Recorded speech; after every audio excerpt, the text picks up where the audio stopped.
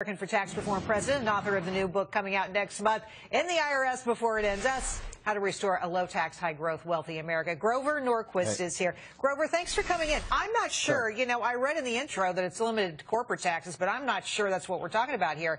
I think it could be open season. Where do you think the president would go with this idea? Well, Josh Earnest, his press secretary, said the president may just do it himself. You asked the question, can he do it legally? My favorite cartoon in the world is the Far Side cartoon where the two cavalrymen are watching flaming arrows come over the fort at them, and one says to the other, the Indians are lighting their arrows on fire. Can they do that? The answer is the president can do a lot of things that may not be legal, but it'll take you years to unravel that. Companies and individuals will get you want to argue with the IRS today and never get your refund, or do you want to pay the tax and sue later? If you think suing City Hall is tough, imagine suing the federal government. So can I just read you something? This may sound familiar to you. I think it's important to note tonight, all bills for raising revenue shall originate in the House of Representatives. Article 1, Section 1, the origination clause of the Constitution. Yeah. You remember that document? Founding document, kind of critical in our nation's history, kind of lines up what everybody's supposed to be doing. Why are we ignoring it? I don't know. The president claims to be a constitutional scholar, taught it at university.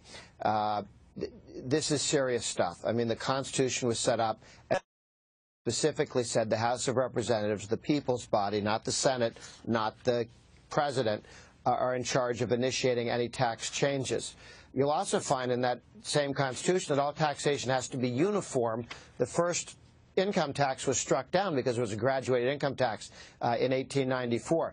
We need to go back and reread that document because there's no way to have a graduated income tax and maintain the uniformity of taxes that is required. Well, there's a lot to debate here, but I really want to keep focused on the possibility that the president could come in and sort of unilaterally, on his own, by himself, lone wolf, change the tax code and change it dramatically. Now, Senator Bernie Sanders from Vermont has said, hey, we could close some corporate tax loopholes. And what he says, Grover, is that some of these loopholes were actually originated by presidents who took executive action to do it. Is he right?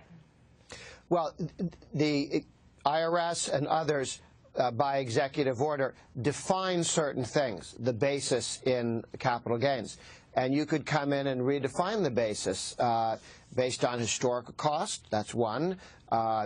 Historical cost plus inflation, replacement value. You could come in and change some of these rules in ways that cut taxes or raise them. But all of the ones that exist, all the rules that were there, whether they're put in by Congress or by the IRS itself, the Treasury Department, they've all been thought through, worked over legislation. They were put in. Congress didn't undo them if they were done by the IRS.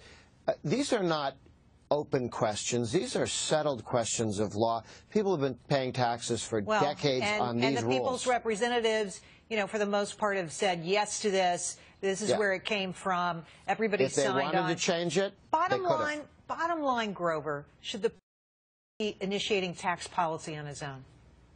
No, he should not. Will he? Quite possibly. It's a scary world we live in, Grover. Thank you very much for coming on.